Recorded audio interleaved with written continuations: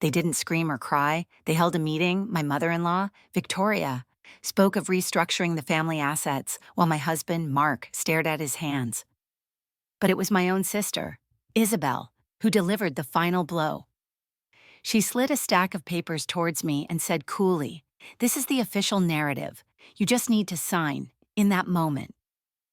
I realized they hadn't just ended a marriage, they had liquidated a life mine. Before we dive into today's story, take a moment to share where you're tuning in from. We love seeing how our stories connect people from all around the world. Your comments and thoughts bring this community to life, and we're so grateful to have you on this journey with us. If you haven't already, don't forget to subscribe and turn on notifications so you never miss a new story. Now, grab a cozy seat, maybe a cup of coffee or tea, and prepare yourself for a tale that will captivate your heart from beginning to end. Let's begin. My name is Hannah, and for years, my world was a quiet one, measured by the scent of aging paper and the delicate rustle of turning pages. As an archivist at a university in Philadelphia, I found meaning in preserving the stories of others, carefully piecing together forgotten histories from the ink and parchment they left behind. My life was a study in patience and precision, a stark contrast to the world my husband, Mark, inhabited. He was a rising star in the private equity firm owned by his mother, Victoria, a world of swift, decisive actions and conversations that revolved around acquisitions and market forecasts. Our two worlds collided during the meticulously orchestrated family dinners at Victoria's stately home. I would try to share a fascinating discovery, a forgotten diary from a Civil War soldier, a series of letters detailing the city's early commerce only to be met with polite, but vacant, smiles. Victoria often referred to my work with a dismissive wave of her hand as babysitting dusty papers for the dead. My own sister, Isabel, a polished and ambitious public relations executive, would then captivate the table with tales of rebranding a Fortune 500 company, her words sharp and modern, making my historical anecdotes feel quaint and irrelevant. Mark, caught in the middle, would try to bridge the gap, but his words often revealed his true alignment. "It's admirable, what you do," he'd say to me later, his tone laced with a gentle condescension. "But it doesn't build the future. Hannah, it just documents the past." Each comment was a small, almost imperceptible crack in the foundation of our life together, a reminder that in their world of forward momentum, my deep appreciation for what came before was seen not as a strength, but as a charming, impractical hobby. The end did not come with a scream, or a fight, or a tearful confession. It came with an agenda. I was summoned to Victoria's home for what was described as an urgent family meeting to discuss legacy planning. I walked into the formal study expecting conversations about trust funds and estate taxes.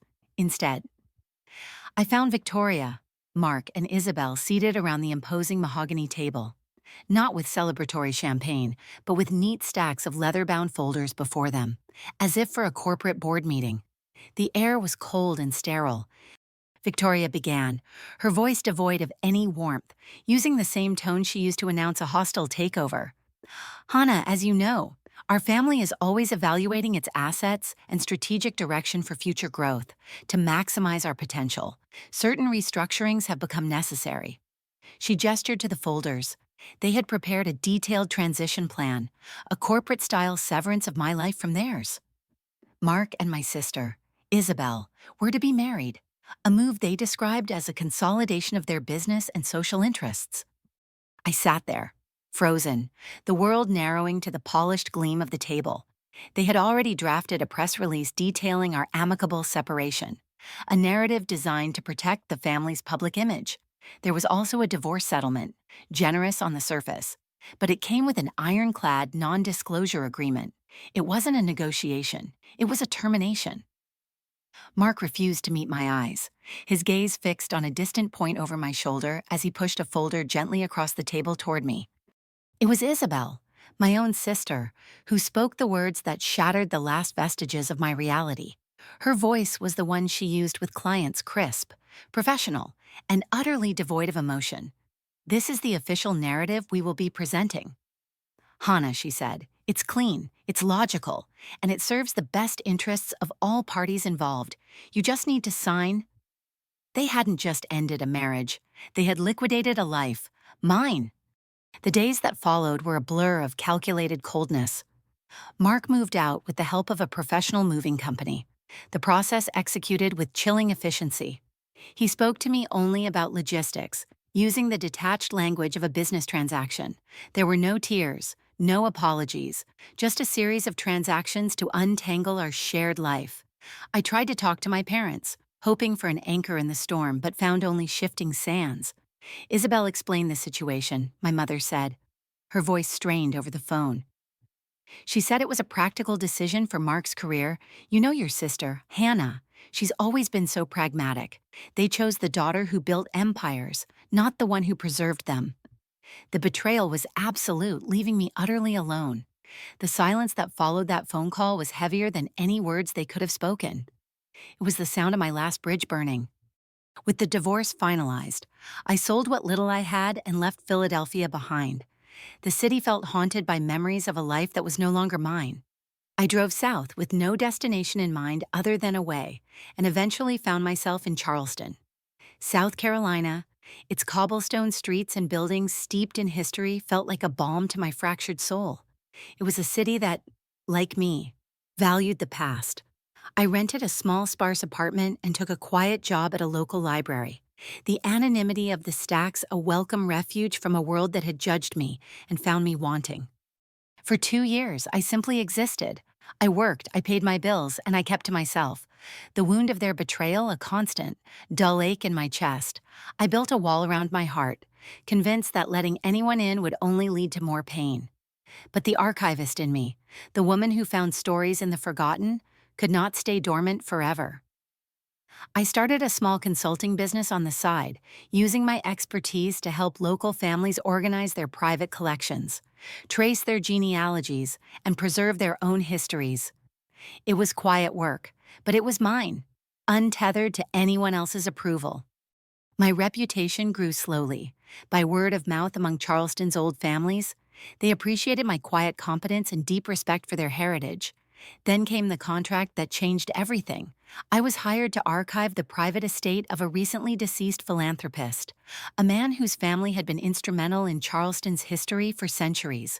For months, I worked in the dusty, quiet rooms of his mansion, surrounded by boxes of letters, journals, and ledgers that hadn't been touched in generations. The work was my salvation. A puzzle so vast and complex, it left no room for the ghosts of my past. It was in a locked metal deed box, hidden at the back of a forgotten linen closet, that I found it. Tucked away beneath century-old property deeds was a collection of personal diaries and accounting ledgers from the late 18th century, miraculously preserved. As I carefully turned the fragile pages, my breath caught in my throat. These weren't just family records.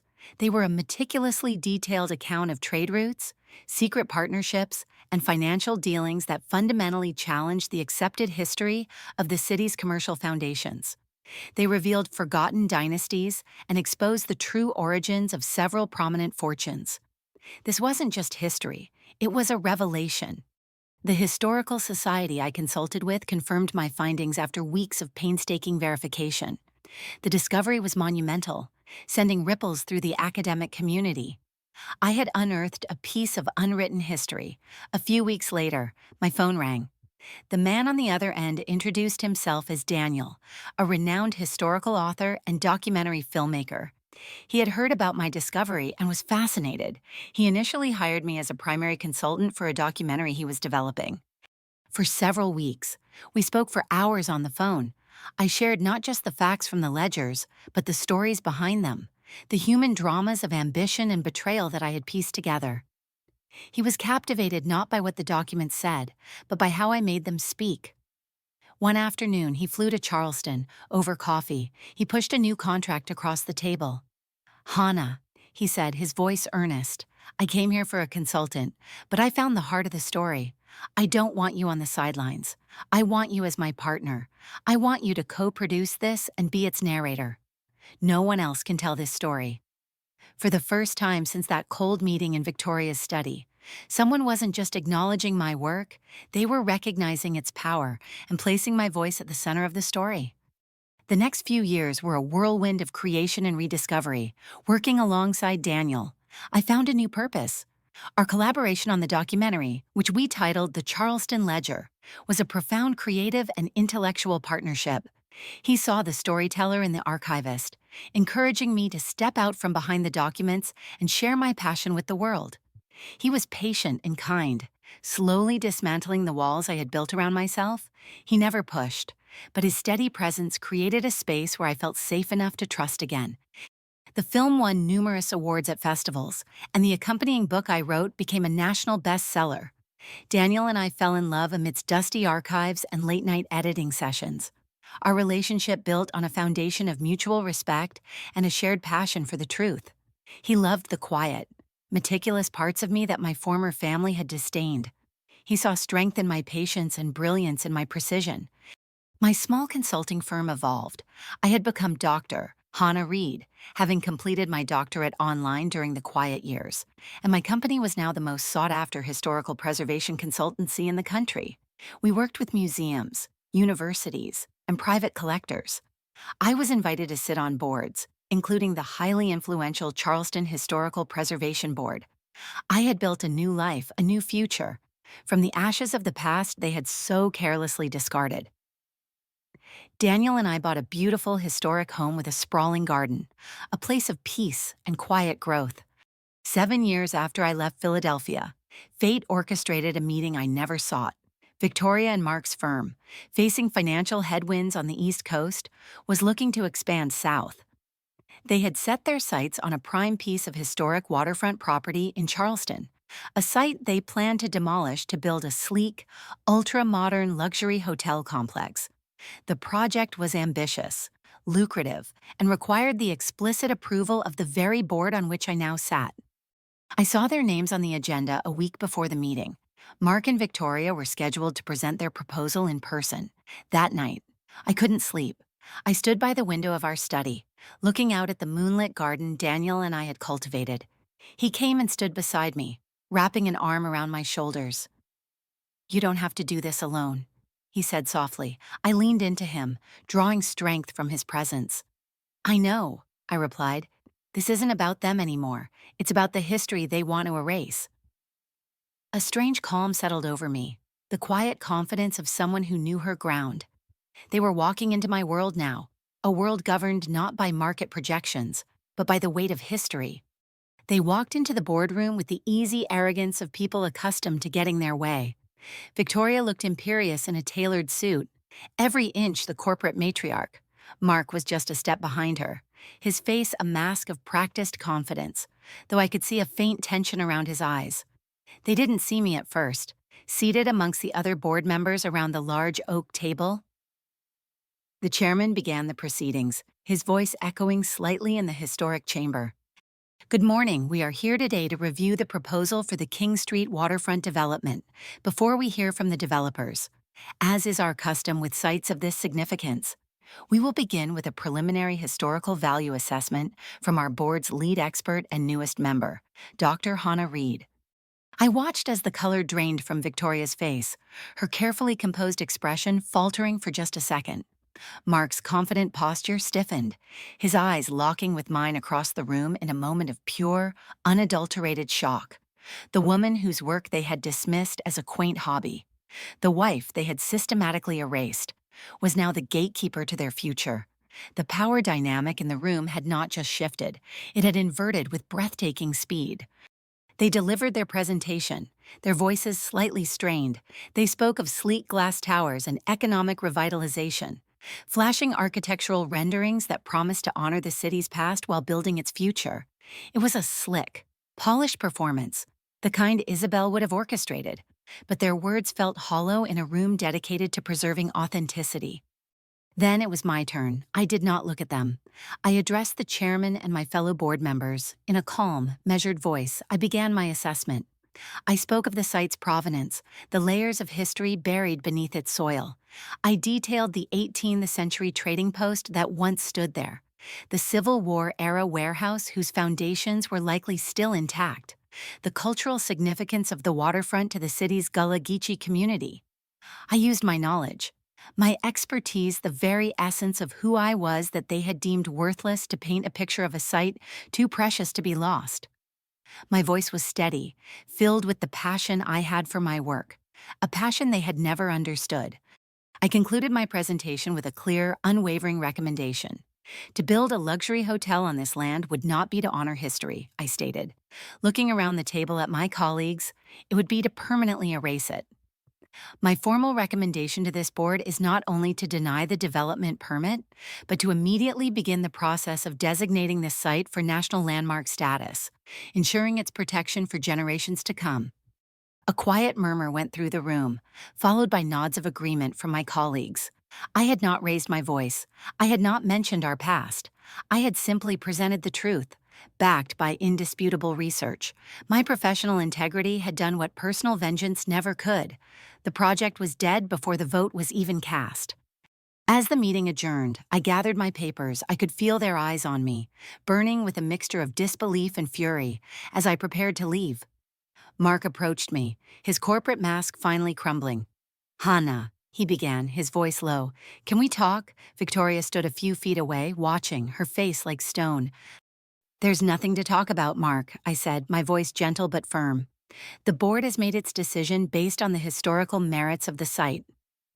"This wasn't about the site," he insisted, a hint of desperation in his eyes. "You did this to us." I paused and looked at him then, truly looked at him for the first time in 7 years. The arrogant young man I remembered was gone, replaced by someone tired and defeated. "You're wrong," I said softly. "I didn't do this to you.